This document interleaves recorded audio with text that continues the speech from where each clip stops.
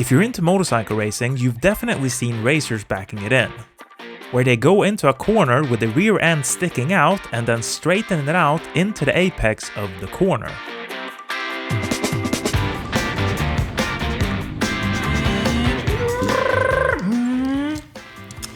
Man, now I have skid marks on my table. Who has skid marks on their table? Well, if it's going to be anyone in the world, it's going to be the dude that has a YouTube channel called Mike on Bikes. Alright, so let's get serious here. What is backing it in? How does it work? And why would you use it? Let's figure this one out. The way that it works is actually quite simple. Going into a corner on a racetrack, you're going to do three major things. You're going to brake hard using the front brake, which transfers load to the front wheel, which makes the rear wheel light. You will shift down to an appropriate gear for the corner and exit, which will naturally slow the rear wheel down. 3. You will countersteer into the corner, which will cause the bike to lean over and will also make you naturally apply a twisting force with your lower body to the motorcycle. So if you brake hard enough, shift down in gears and countersteer all at the same time, the rear wheel is naturally going to come out into a slide. It's literally that simple, I'm not kidding. Even though it's an easy thing to understand, it's not that easy to apply. In fact, if you're not naturally backing it into corners, you should not go out and try to do it. It will come with enough speed and hard enough braking. So why would you ever want the rear wheel to come out going into a corner?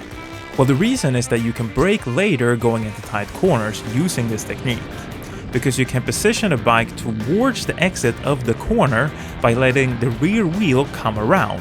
Thus the terminology, backing it in. So then, if it happens naturally, but you want to make it stop, how do you make it stop? Well, it's simple. You pull the clutch and you release the front brake gradually. You see, when backing it in, you will be trail braking into the corner and gradually release the brake as you move towards the apex. Gradually releasing the front brake will put weight back on the rear wheel, and thus it will slip less and less. Sometimes you want to keep on trail braking but have the rear end stick sooner.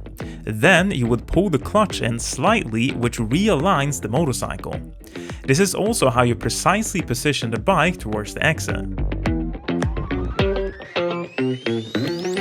In MotoGP, you will see that most riders will back it in but realign their motorcycle with the clutch to stop the slide and get a great drive out of the corner. In Supermoto, it's not uncommon to see pro riders backing it in and continuing the slide towards the exit. The difference is due to several things. Firstly, the tracks are very different, with Supermoto tracks being very tight and compact, whereas MotoGP tracks often have long sweeping corners, which doesn't favor sliding the rear end out on the corners. Secondly, the compounds used in MotoGP and Supermoto tires are quite different, with Supermoto tires being specifically designed to slide, whereas MotoGP tires, as far as one can guess, are optimized for maximum cornering speed. Thirdly, the speeds are very different, and with higher speeds comes higher risk of high-siding, which is definitely a concern if you continue to slide towards the exit of the corner. So there you have it, that's how backing it in works. Now that you have this knowledge, please don't go out and try to do this. Rather, try to enjoy watching racing even more, knowing how much skill it actually takes to do what they do.